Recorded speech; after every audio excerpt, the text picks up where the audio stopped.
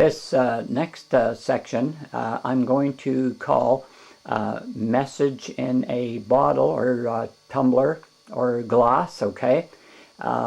It's from a drinking bottle way back, and I have got something kind of, well, we could call it a mystery to you that are looking at it right now. I have saved something special over the years.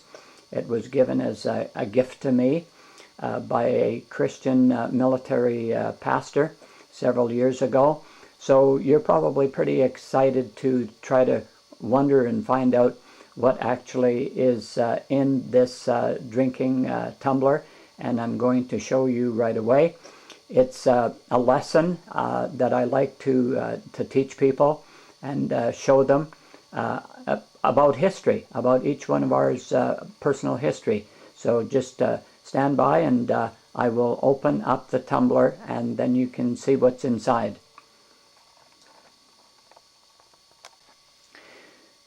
Here's what was inside the tumbler, okay? And kind of I keep it in a private spot, secret spot or whatever. And guys, don't be offended out there or whatever, but the one that you see standing in front of you right now is the tallest one of these nesting dolls, they're called, or referred to. Apparently a lot of different countries make them in a lot of different shapes and sizes, but this is the one that was gifted to me. And so this one here right now is the tallest one, okay? And please guys, don't be offended. This tall one right now represents each one of us as we stand today on this earth, in terms of who we are and what we're doing and how strong our faith is and what we believe. And I'm going to reset this up here in a moment and kind of go over this kind of teaching session with you that that relates to the past and into the future. So just stand by, and like I said, guys, don't take any offense to this or whatever. We're called one day to be in the marriage supper of the Lamb, and a lot of you guys have a lot of questions about that kind of scripture as well, but just hold on to your seats. There's nothing intended here other than to use this as an object lesson. Okay, just stand by. Now, here's what we get when we unpack the main nesting doll. We get all of these other ones that are inside, okay? So there are 5 of them that were inside this main one, meaning, okay, if we are to be represented by the big one, the big figure standing on the right-hand side, we're to be represented at this day and time by that one. Take a look at what comes before. Now, if we were to analyze this in terms of DNA and DNA structure, the scientists say, and I'm not making up this on my own accord or whatever, but DNA is passed on down from one generation to the next. And here we've got 1, 2, 3, 4 generations previous that the DNA within the parents and grandparents, great-grandparents, and so on has impact on who we are today.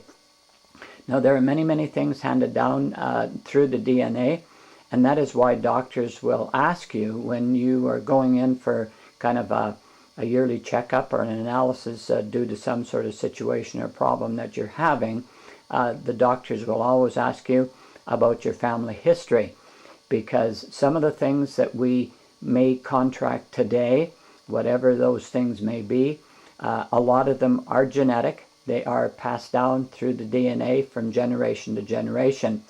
But if we look at these figures the way they are standing right now, okay, going back 4 or 5 generations, okay, less is the impact from way back compared to, let's say, directly from your parents, your grandparents, and so on.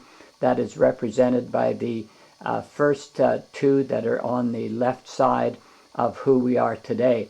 The most DNA impact comes directly from that generation right next to us, parents, like I said, and grandparents, and great-grandparents, and great-great-grandparents, and so on. But at any point in time, something that occurs way back can all of a sudden interject with your present DNA makeup, hormones in the body, what happened in what I call the time period that each one of us spent away. And when people ask me, well, what are you talking about, the time that we spent away? And I'm referring to the approximate 9 months that were spent in the womb.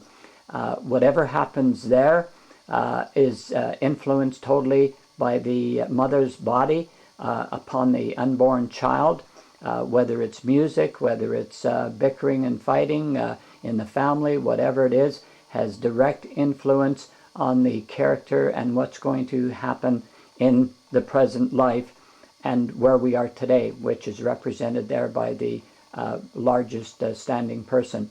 So this whole concept of DNA, scientifically proven in most aspects and whatnot, and people have to be aware, and people have to study carefully, and maybe before you even plan a marriage, don't just rush into it and think that this whole thing is going to be a glory and a blessed ride or whatever, because these things happen with anybody and everybody, that this DNA connection is made from the past into the present. Also, we can apply the Christian aspect to this and say, okay, our Christian faith comes from the faith of our fathers years gone by. If we've been blessed enough along the way to be born into families that are believers all along the way, then we can give thanks to the previous generations for that faith which is passed on down through the generations from our parents, our grandparents, and so on. It's even mentioned in the scriptures, faith of Eunice and Lois and grandparents down through the ages, making us and helping us form our character as to what we are today. So just stand by now, and I'm going to just set this up again and talk a little bit about it, because these now will be positioned on the right side of where you and I are today, which is represented by the tallest figurine there. Okay, just stand by. Now, the little figurines have all been placed on the right-hand side, looking at it from the photo and from what you see on the screen. So now this represents the children that we have, okay, immediately next to the tallest one, which is you and I standing today, and the children that we have, the first generation, second, third, and fourth generation beyond us. And basically, if we were to examine our age and our lifespan upon the earth, we cannot really imagine how much influence we would have on figurine number 4 to the right of us today, because our impact and our lifespan probably usually does not cover that far down to the shortest figure there. And even as we move from the tallest figure, which is you and I today as parents, we can do whatever we can to influence our children in occupation, lifestyle, health-wise, faith, and whatnot.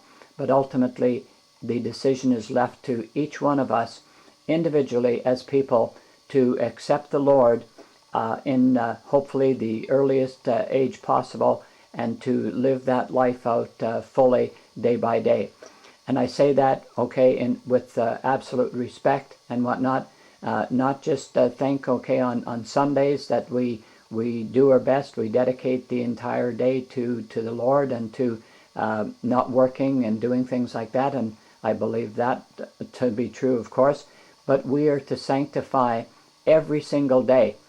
The New Testament says we are to give generously, we are to share, we are to be ambassadors of Christ upon this earth, and people ought to see that in whatever they believe and whatever attitude they have, and we're to demonstrate that so that people can take a look at us and unquestionably say, yes, you are a person who is a servant.